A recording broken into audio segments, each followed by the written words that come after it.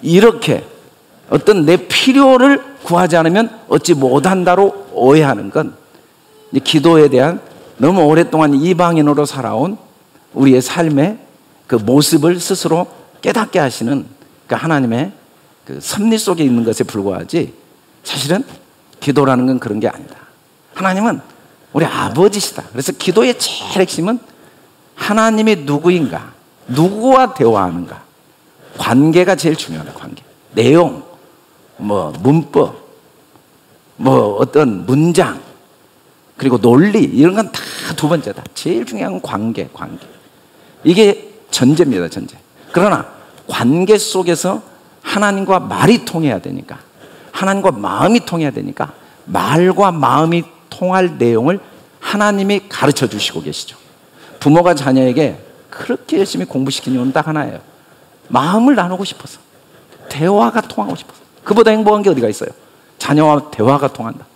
같이 앉아서 마음을 나누고, 내 생각을 나누고, 내 마음을 나누는 자녀로 장성한 모습을 보면 그보다 천국이 어디 있겠습니까? 하나님도 마찬가지죠. 우리와 대화를 나누고 싶어요. 그래서 자녀는 부모가 가르쳐준 걸 잘 배워야 부모와 대화가 되고 마음을 나눌 수 있는 것처럼, 우리는 하나님이 가르쳐주신 기도 외에는 할 게 없어요. 이 기도를 잘 배워야 하나님과 계속 대화가 되고 하나님과 마음을 나눌 수 있죠. 이게 주기도문입니다.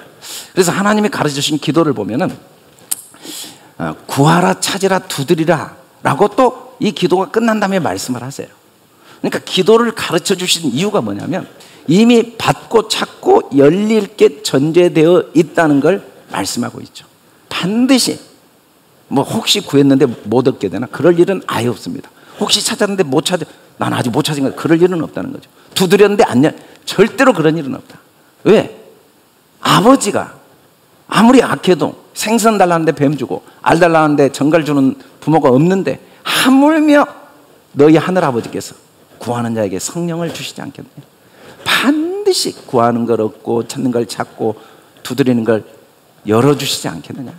라고 나중에 이제 다시 이야기를 합니다. 그래서 시작 전에도, 기도하기 전에 이야기하시고 기도한 후에도 이야기를 하시면서 우리가 관심 가져야 될 건 결과나 어떤 내용, 이 방법이 아니라 하나님께서 가르쳐 주신 기도의 내용을 잘 배우는 거죠.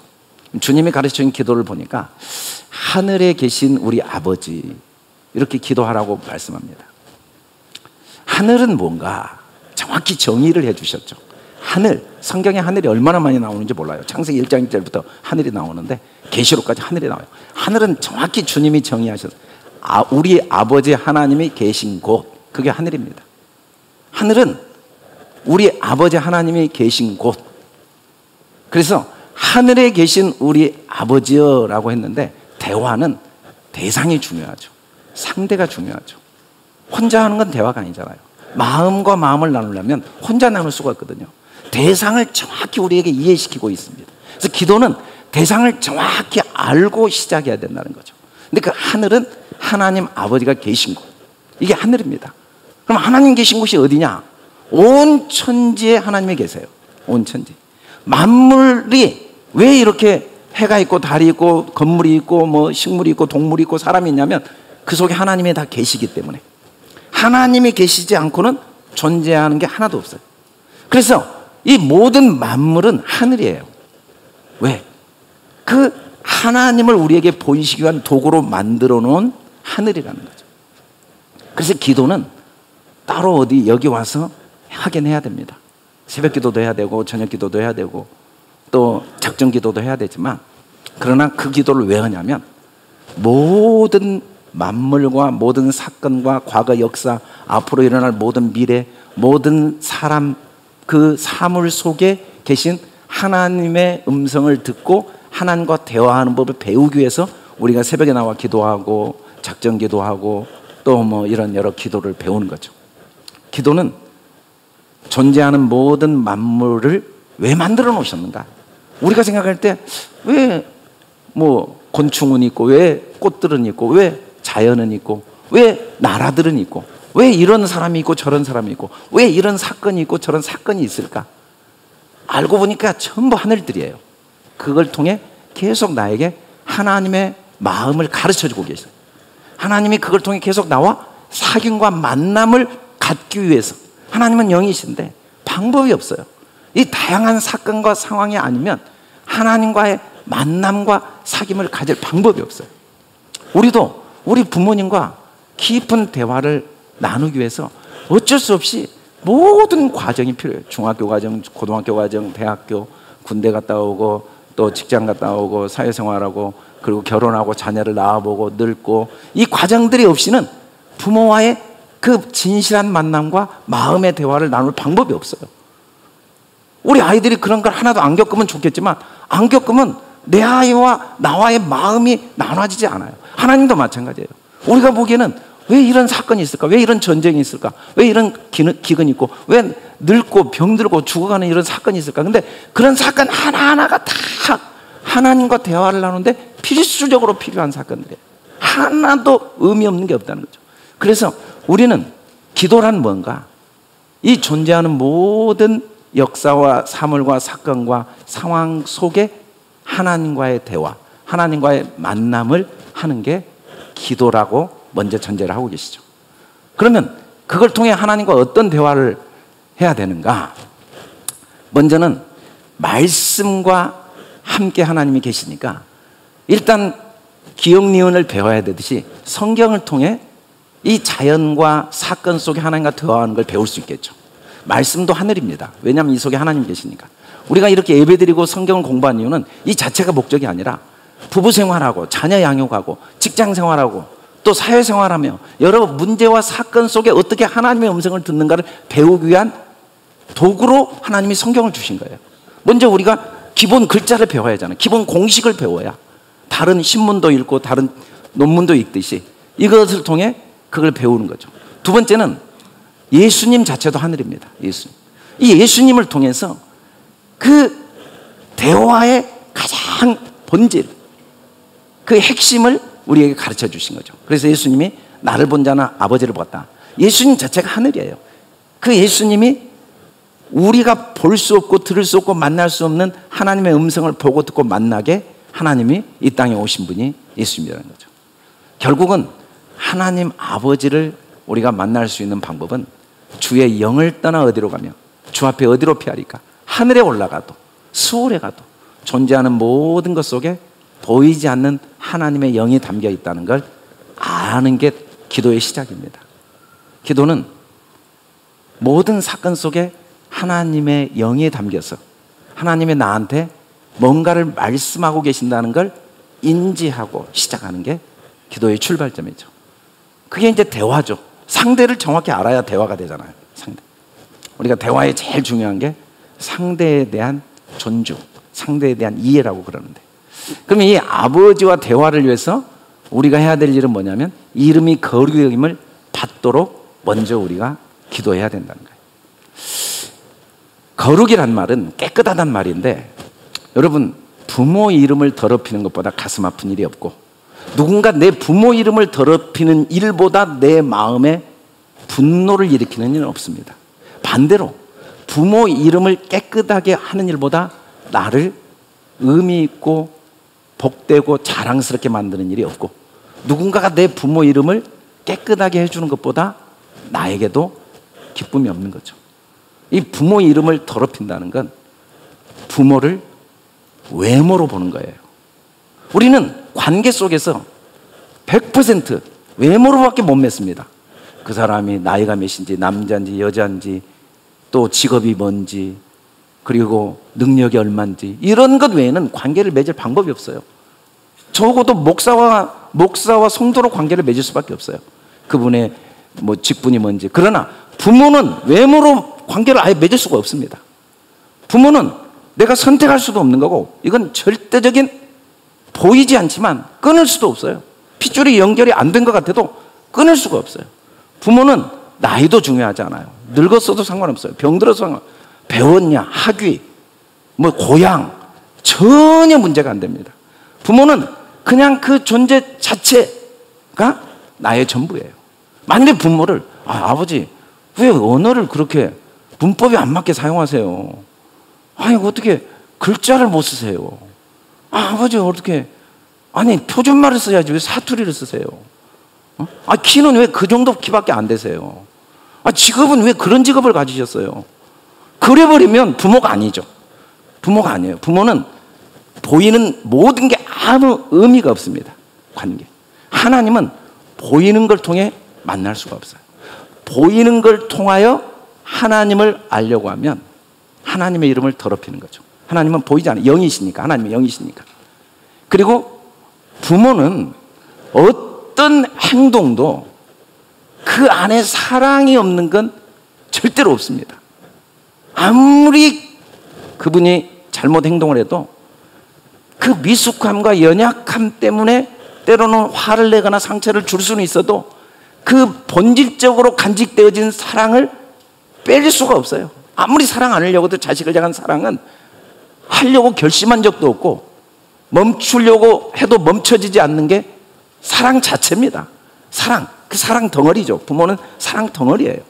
그러니까 우리가 하나님의 이름을 더럽히지 않는다는 건 하나님이 사랑 덩어리이기 때문에 우리 모든 과거 역사, 앞으로 일어날 모든 역사, 모든 사건, 자연 만물 속에 아버지의 사랑이 있음을 보는 게 그 이름을 깨끗하게 하는 거죠.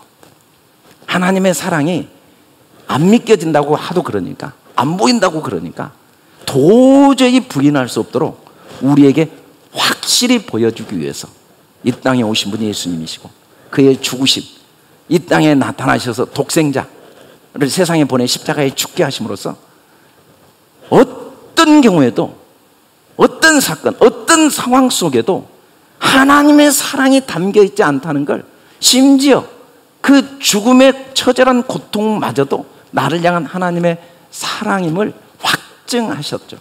그래서 우리는 기도를 배운다는 건 점점 보여지는 겁니다. 부부 생활을 통해, 자녀 양육 통해, 직장 생활을 통해, 삶에 지나온 과거를 통해 하나님의 어떠한 사랑이 있는가가 보여지는 게 이제 우리가 잘한 거죠. 그리고 하나님과 교제가 되는 거죠. 이게 바로 하나님 나라죠.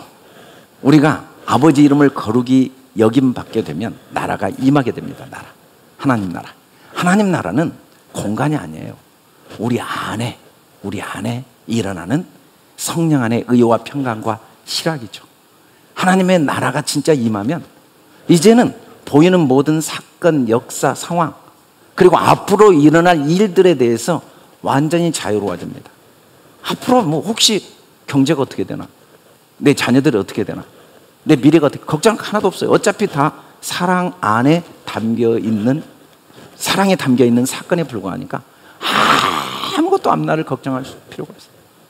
혹시 내가 노예로 끌려가는 경험을 했다 할지라도 그것마저도 하나님의 사랑이, 내가 늙어가는 그 과정, 병들어가는 그 과정, 내가 한 줌의 죄로 죽을 수밖에 없는 그 죽음마저도 하나님의 크신 사랑을 담아놓은 그릇에 불과한 게 너무 확실하니까 이제는 죽음도 전혀 문제가 안 되죠. 과거의 어떤 사건도 다 나를 향한 하나님의 사랑을 담아놓은 그릇에 불과해서, 그래서 정말 자유로운 거죠. 그리고 하나님의 나라는 능력입니다. 능력. 우리가 경제적인 여유를 갖다고 능력이 생기는 건 아닙니다. 운동을 많이 해서 몸이 건강하다고 능력이 있는 건 아니에요. 진짜 능력은 하나님 나라입니다. 하나님 나라. 진짜 하나님 나라는 하나님의 사랑이 발견되어지고 깨달아짐으로써 하나님과 사귐과 만남을 지속적으로 이루는 그 자체가 진짜 능력이죠. 그게 능력입니다. 어느 것도 문제가 안 돼요. 나의 연약함마저도 문제가 안 돼요. 하나님은 우리에게 이 나라를 주시기를 원하세요. 그게 하나님 뜻입니다. 그 뜻, 그 아버지의 뜻, 그 땅이 이 땅에 이루어지는 건 막을 길이 없어요. 하나님의 뜻을 누가 막아요? 하나님의 뜻. 예수님이 이 땅에 오신 이유는 하나님의 뜻을 행하려 오셨고 그 뜻을 다 이룹니다. 마지막 날에 다시 살리시는 게 하나님 뜻인데, 이 마지막 날이 뭐냐면 그 보이는 모든 사건과 상황을 통해 하나님의 사랑이 보여지는 순간이 마지막 날입니다. 그게 하나님 뜻이에요. 이 모든 걸 통해 하나님의 사랑을 깨닫게 하려고. 내 아버지의 뜻은 아들을 보고 믿는 자마다 영생을 얻는 것이라. 마지막 날에 내가 아들을 다시 살리는 것, 살리리라. 주님이 우리는 지금 못 느낄 수 있고 또 인정이 안 될 수 있지만 천만의 말씀, 하나님은 자기 열심을 쉬지 않고 하고 계십니다. 그리고 반드시 이루십니다. 우리 삶의 모든 상황 사건을 통해 뜻을 이루십니다. 이게 하나님이 가지고 계신 계획이고 하나님의 마음, 그 마음을 먼저 내가 받아들이는 게 첫 번째예요. 이건 엄밀한 의미에서 기도지만 기도라기보다 하나님 혼자 하실 모든 일을 나한테 이해시키는 거죠. 자, 이해해라. 그래서 이게 언제 이루어지냐면 내가 내 삶은 하나님의 뜻이 이루어지지 않을 수 없구나.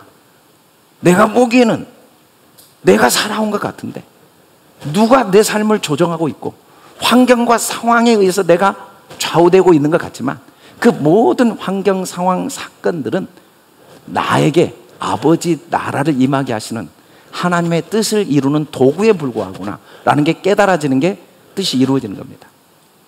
자, 그러면 이때부터 이제 우리는 하나님은 하나님의 일을 하시는데 그 일이, 쉬지 않고 하시는 일이 내 안에 경험되어지도록 우리가 해야 될 기도가 있어요. 그 기도.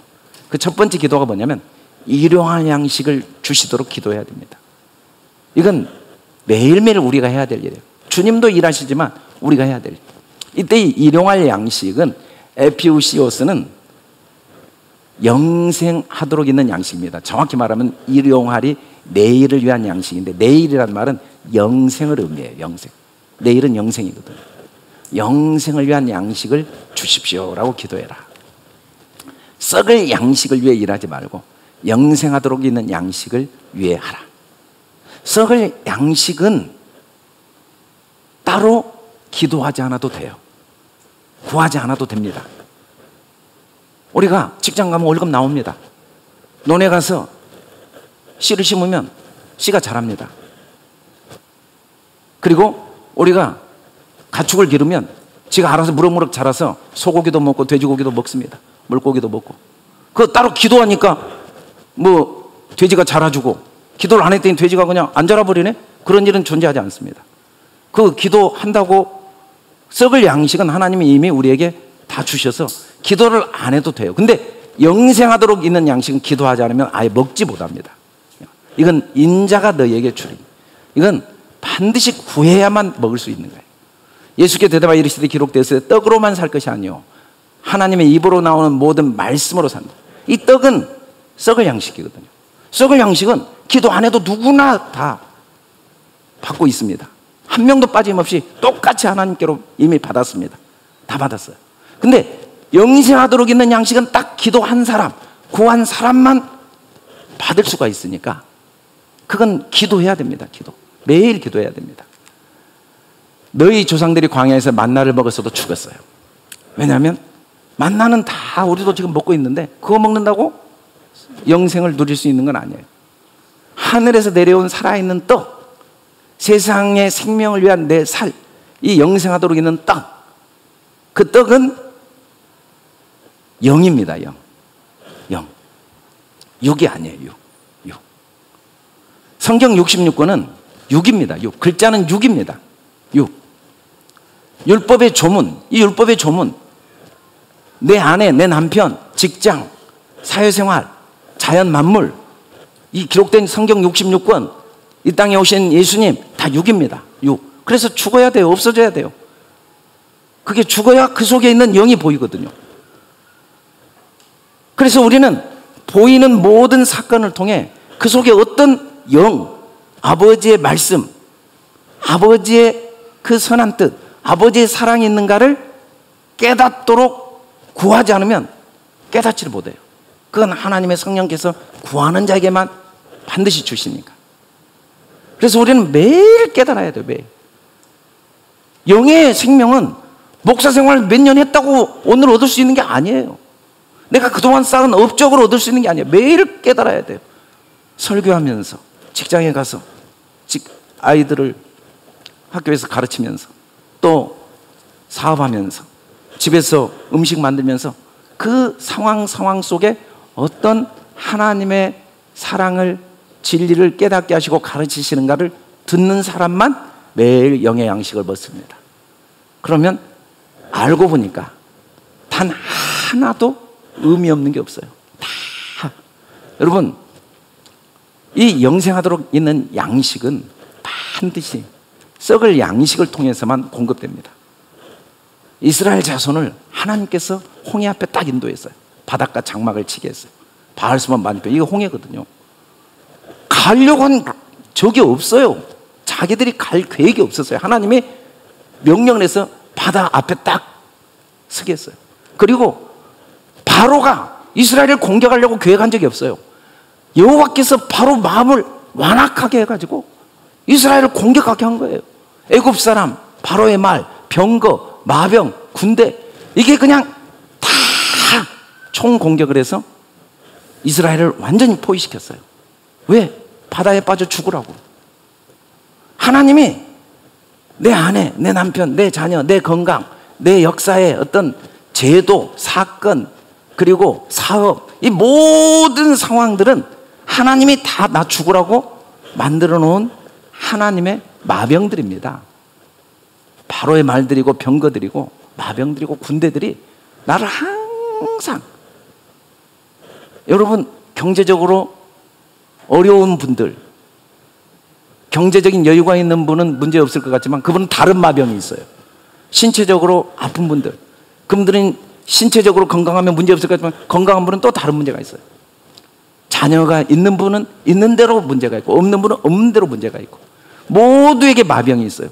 모두에게 병거들이 있고, 모두에게 나를 끊임없이 잠시도 멈추지 못하게 하는, 바다에 빠져 죽으라고 하는 군대들이 있어요. 그리고 도저히 뒤로 물러설 수 없는 홍해 바다가 내 앞에 딱 있어요. 그 안에 들어가 죽어야 돼요. 들어가야 돼요. 안 죽을 수가 없어요. 어떻게 그냥 편안하게 평범하게 살려고 그러는데 안 돼요. 오늘 또 일어나면 뭔가를 해야 되고, 끊임없이 우리는 한순간도, 이 모든 사건들은 왜 주셨냐면 구원을 보여주시려고. 구원은 그렇게밖에 못 보니까 구원을 보여주시려고. 일용할 양식을 먹으라고. 그렇게밖에 못 먹으니까. 이 건물 지을 때요, 이 건물 저도 진 거 봤는데, 콘크리트로 이 건물 지었지만 콘크리트는 건물 짓는데 하루 이틀이면 다 끝나요. 거푸집 짓는데 3주씩 걸려요. 한 층 올리는데. 거푸집으로 다 만들어 놓고 콘크리트 하루 와서 딱 붓고 끝나요. 그리고 건물 지면 거푸집을 다 버려요. 거푸집 없이는 이 건물을 지을 수가 없어요. 율법 없이는, 보이는 것 없이는, 직장생활, 사회생활, 우리 육신의 고통, 여러 문제들 없이는 하나님의 복음을 우리에게 담아줄 수가 없어요. 그래서 모든 사건과 상황들이 있는 거예요. 이 하나도 의미 없는 게 없어요. 전부 그 속에는 나를 향한 아버지의 사랑이 100% 담겨 있어요. 그 사랑을 나한테 주시기 위해서 아내 문제, 남편 문제, 자녀 문제, 물질 문제, 내 인생의 문제, 국가 문제, 정치 제도 문제, 사람들은 문제 해결하는 게 하나님 뜻인 줄 오해하는데, 문제 속에 어떤 하나님의 뜻이 있는가를 발견하는 게 첫 번째 목적이에요. 그래서 우리가 열심히 일하고, 열심히 직장생활을, 열심히 사회생활하고, 열심히 가정을 이루고, 그 하는 과정을 통해 하나님은 하나하나 그 자체는 다 지나가는 거지만, 어차피 거푸집은 버릴 거지만 거푸집 없이는 건물을 못 쌓듯이 그 과정들, 그 사건들, 그 상황들이 없이는 하나님의 마음과 사랑을 내가 책 속으로는 배우지만 마음으로, 삶으로는 못 배우니까 이 모든 문제를 두셨다는 거죠. 모세가 구름과 바다의 세례를 받다. 이스라엘 백성 반드시 우리를 결국 죽게 합니다. 그때 신령한 음식을 먹죠. 그때 너희를 위해 하늘에 쌓아둔 소망으로 말미암아 곧 너희가 전에 복음의 진리의 말씀을 들었다. 복음의 진리의 말씀은 어디에 있냐면 그냥 삶의 현장 속에 있어요. 사건 속에 있어요. 일용할 양식은 그건 내가 그걸 통해 어떤 하나님의 선한 뜻이 있습니까? 라고 구하지 않으면 못 먹어요. 밥만 먹고 직장생활만 하고, 아 오늘 뭐 기분 좋았네, 돈 잘 벌었네, 사업이 오늘 수입이 좋았네, 오늘 수입이 안 좋았네, 그러고 끝나요. 수입이 안 좋으면 뭐고 좋은 뭐예요? 만일에 일용할 양식을 못 먹는다면, 영의 양식을 먹지 못한다면, 그들이, 우리도 복음 전함을 받은 자이나 들은 바 그 말씀이 그들에게 유익하지 못한 것은 듣는 자가 믿음과 결부하지 못했다. 여러분, 성경 66권은요 구원시키려고 주신 게 아니에요. 구원은 우리가 받는 게 아닙니다. 주님이 우리를 구원하셨어요.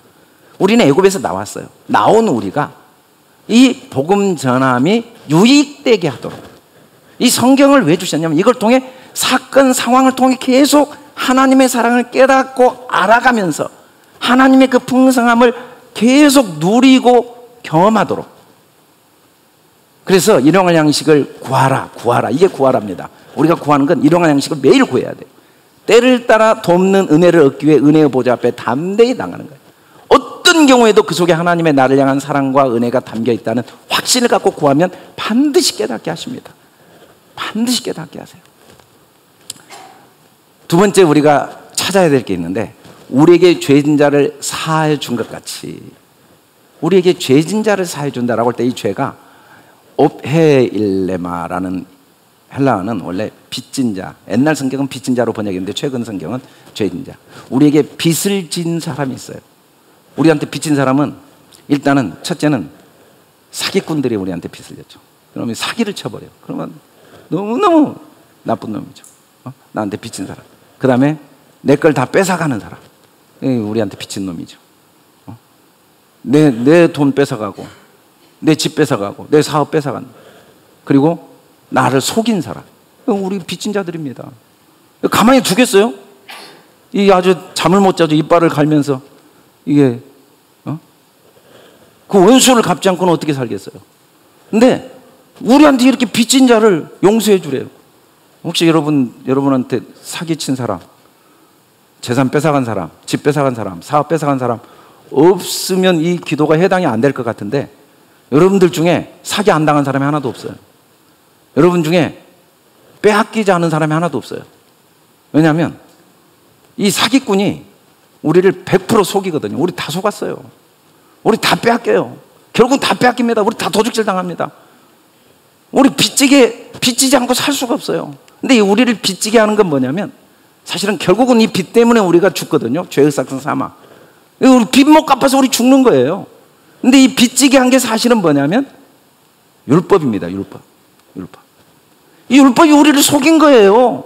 아니, 하나님이 사랑하라. 그래서 사랑할 수 있는지 알고 해보려고 했는데 할 수도 없는 걸 하라고 거짓말한 거예요. 이 사기꾼이. 율법은 다 사기꾼들이에요. 우린 자꾸 속고 있어요. 지금 하나님이 하셨잖아요. 안식일 지키라고. 하나님이 사랑하라고 그랬잖아요. 하나님이 순종하라고 그랬잖아요. 하나님 율법 다 지키라고 그랬잖아요. 율법이 다 그렇게 써져가지고 우리는 진짜 그렇게 하려고 그랬거든요. 아, 나 거짓말 안 할 거야. 나는 이제 착하게 살 거야.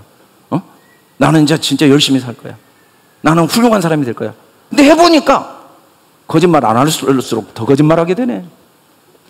거짓말 안 했다고 말한 자체가 엄청난 거짓말이에요. 안으로 들어가 보면 율법이 지키도 못할 것을 지키라고 준 게 이게 율법인데 거짓말했거든요. 이게 사기꾼입니다. 그리고 율법이 결국은 우리를 어디까지 가냐, 완전히 우리를 죄인으로 만들어가지고 그냥 우리를 완전히 죽음으로까지, 심판으로까지 몰아가는 게 그런데 우리가 무슨 말이에요? 율법이 죄냐? 근데 사실은 율법이 죄는 절대 아니에요. 알고 보니까 우리 속에 죄가 있는 걸 율법에 오기 전에는 몰라.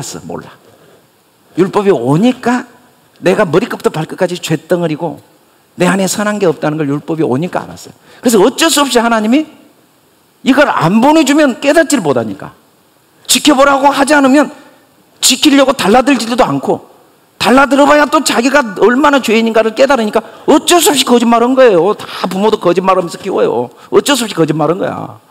거짓말하고 싶어서 거짓말한 게 아니라, 그러면 말 안 들으니까 야, 다 해줄게. 며칠 전에 영상이 나오는데 다 해줄게, 공부해. 다 해주지 못하거든요. 근데 그래야 공부하니까 공부시키려고. 하나님도 우리가 못 알아들으니까. 그래서 우리에게 죄진 자를 사해준다 이 말은, 율법이 뭔 역할을 했는가를 깨닫는 게 그 죄진 자를 사해주는 겁니다. 율법은 거룩하구나. 계명도 거룩하구나. 나 진짜 드디어 깨달았다. 이 율법을 통해 내 안에 선한 게 하나도 없고, 내 생명도 내 거 아니고, 내 돈도, 내 자식도, 내 부모도, 내 인생도, 내 시간도, 죽음도 하나님이 율법으로 주셨거든요. 죽음 앞에 서 보니까 내 거 아닌 게 그때서 깨달은 거예요. 그래서 죽음이 감사하죠. 다 감사하죠. 그래서 죄 지은 자를 진짜 사해준다는 건 뭐냐면, 율법을 통해 죄를 깨닫고 감사하는 게 죄진 자를 사해 준 겁니다. 피차 사랑의 빛 외에는 아무개든지 아무 빛도 치지 말라. 하나님은 우리한테 빚 줬어요. 근데 사실은 그 사랑의 빛이에요. 부모는 자녀한테 빚 줬어요. 거짓말 많이 하거든요. 거짓말 많이 해요. 어쩔 수 없이 빚 지는 거예요. 근데 그건 사랑 때문에 지는 빚이에요. 하나님이 우리한테 우리 속였어요. 우리를 죽였어요. 우리를 늙게 만들고 병들게 만들고 다 하나님이 하신 일이거든요. 늙고 병들고 죽는 거. 근데 왜 그렇게 하시냐면 그래야만 영생을 얻으니까. 어쩔 수 없는 사랑의 빚이에요. 사랑의 빚. 사랑하는 자는 율법을 다 이루었다. 여러분 어떻게 사랑의 빚을 서로 지겠어요? 서로 어떻게 사랑의 빚을 지겠어요? 어떻게 사랑을, 어떤 사랑을, 돈을 50원씩 주면 사랑입니까? 5,000원씩 주면 사랑입니까? 아니면 1시간씩 서로 등을 밀어주면 사랑입니까? 도대체 뭐가 사랑이에요? 어떤 게 사랑의 빛이에요? 그 사건 상황 그 속에 어떤 사랑이 있는가를 깨달으면 율법이 완성된 겁니다. 거푸집은 왜 만들었냐면 건물 세우려고. 건물 세워지면 거푸집 다 버리거든요. 그러니까 이 거푸집이 언제 버려지냐면 건물이 보이면 버려져요. 건물이 세워지면. 건물이 세워진 게 뭐냐면 이걸 통해 하나님이 어떤 사랑을 깨닫게 하셨구나. 내 아내, 이 아내를 만난 게 이런 사랑을 이런 자녀를 주는데 이런 사랑이 있구나. 내가 이번에 이런 실패를 한 속에 이런 사랑이 있구나. 내가 이런 경제적인 어려움을 겪는데 이런 사랑이 있었구나. 내가 이 연약함이 드러난 게 이런 사랑이 있구나 라고 깨닫는 순간 율법이 완성된 겁니다. 율법은 그러라고 준 거거든요. 율법 거푸집 다 없어져 버리는 그게 율법 완성이에요. 율법을 도대체 어떻게 완성하는 거예요? 몇 개를 지켜야 완성? 10계명 중에 몇 계명을 지켜야 완성? 그런 의미가 아니고 성경 66권은 다 율법으로 왔지만 그 성경 66권 사건 상황을 통해서 하나님이 나를 어떻게 사랑하신가를 배우면 율법이 완성되어져 버리는 거예요. 우리의 삶의 현장 속에서 우리가 실제로 경험하는 일들 중에 우리가 원치 않는 일이 일어날 수 있어요. 오늘 우리 김진숙 목사님, 미국에 사회 가시는 분이 그렇게 열심히 살았는데 아들이 총기 사고로 얼마나 괴롭겠어요. 차라리 죽여주라고. 이게 하나님 빚지신 분이죠. 아들을 왜 주셨냐고. 주신 분도 하나님인데 목사 되게 왜 했냐고. 다 하나님이 하신 일인데 하나님 빚졌죠. 근데 이런 빚을 지게 하지 않고는 나를 향한 하나님의 사랑과 내 삶이 얼마나 가치 있는가를 머리로 성경 속으로 이론으로 아는데 삶으로는 모르니까 아픔을 주셨다는 걸 깨달았다는 거죠. 우리 죄를 사하여 주옵시고 라고 할 때 이 죄를 사한다. 하피에마라는 말은 떠나게 하여 주시고 쫓아내게 하여 주시고 그런 의미입니다. 죄를 떠나보낸다. 죄를 완전히 쫓아낸다 라는 말은 성경이 우리를 모든 죄 아래 가뒀는데 그걸 통해 하나님의 언약을 발견하고 은혜를 발견하는 게 죄를 쫓아내요. 죄를 붙잡지 않고 그걸 통해 은혜를 발견하고 약속을 발견하게 도와주십시오. 언제까지 죄가 우리한테 있는가? 율법이 있는가? 계시될 믿음의 때까지 우리는 갇혀 있어야 돼요. 거푸집이 있어줘야 돼요. 계시될 믿음. 계시될 믿음은 뭔가? 믿음이 오는데 그 계시될 믿음, 그리스도, 하나님의 사랑, 하나님의 그 신실하심. 그러므로 이제 후로는 우리는 종이 아니요 아들이니, 아들이면 하나님으로만 유업을 받을 자니라. 우리는 진짜 우리 성도들은 장래 걱정하지 마세요. 여러분 하나님의 아들들이에요. 앞으로 뭔 일이 일어날지 미리 고민하지 마세요. 그 속에 다 하나님의 사랑이 담겨 있어요. 여러분 자녀들 걱정하지 마세요. 여러분 남편 걱정하지 마세요. 아내 걱정하지 마세요. 앞으로 어떤 일이 일어나든 그 속에는 하나님의 사랑이 담겨 있어요. 중요한 건 어떤 일이 일어나느냐가 아니라 그 속에 하나님의 사랑을 발견할 능력이 있느냐 없느냐예요. 경제적으로 아무리 안정이 돼도 그 속에 사랑을 발견을 못하면 그 안정 속에 망한 사람들이 얼마나 많습니까? 신체적으로 아무리 건강해도 그 속에 하나님의 은혜와 사랑을 깨닫는 능력이 없어버리면 그 건강함이 얼마나 그를 공허하고 비참하게 만듭니까?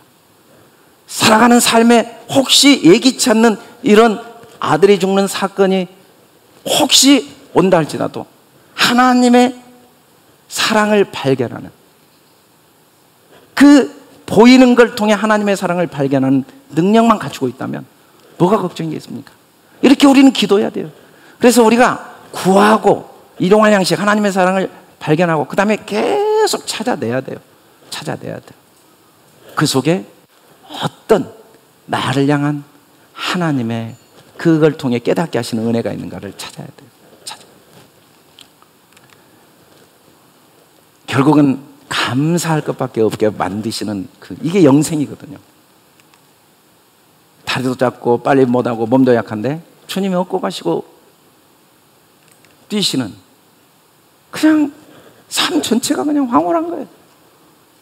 의미 없는 게 하나도 없어요. 직장 생활도 너무 감사하고 가정도 자녀도 교회도 친구도 과거도 현재도 국가도 미래도 다 이제 알고 보니까 그 은혜 아닌 게 없어요. 은혜 아닌 게. 여기까지 우리를 인도하시는 건 성경 공부를 통해 인도가 안 돼요. 삶의 과정을 통해서밖에 깨달을 수가 없어요. 그리고 시험에 들게 하지 마옵시고, 이 시험은 유혹인데, 여러분 하나님은 시험하시지 않습니다. 하나님도 시험이 안 되죠. 우리는 자꾸 보이는 것에 마음을 빼앗겨서 시험에 빠지려고 해요. 보이는 건 왜 주셨냐면 그 속에 하나님의 사랑을 발견하라고 주셨어요. 사건과 상황에 마음을 빼앗기지 않도록 우리가 계속 이제 두드려야 됩니다. 계속 두드려야 돼요. 사건 속에서. 그러면 열립니다. 다만 악에서 구하시옵소서. 이 악은 포네로스인데 강렬한 욕망, 노고, 고통, 나쁜 그런 뜻이에요. 다만 선줄로 생각하면 넘어집니다. 우리는 매 순간 하나님의 도우심이 필요하고 기도가 필요하고 하나님의 은혜가 필요한 사람들이에요. 우리가 빚진 자입니다. 우리는 일생 동안 육으로 살 거예요. 또 교만해지고 또 염려하고 또 걱정하고 또 상처받고 또 후회하고 또 상처 주고 또 괴로워하고 우리는 또 그럴 거예요. 이렇게 은혜 받아도 또 딱 현실에 직장 가면 또 보기 싫은 사람이 있고 또 걱정이 되고. 근데 그럴 수밖에 없는데 육신에 져서는 안 돼요. 그게 악에서 구하는 겁니다. 육신대로 살면 안 됩니다. 육신대로 살면 죽지만 영으로 몸의 행실을 죽이는 거예요. 육신대로 산다는 건 그 사건 자체만 보는 거예요. 그때마다 영으로 산다는 건 그 속에 어떤 하나님의 사랑이 있는가를 발견하는 게 영으로 사는 거죠. 그러면 삽니다. 그러면 물론 하나님의 영으로 인도함 받는 사람은 하나님의 아들이에요. 우리는요 앞으로도 또 문제가 생길 거예요.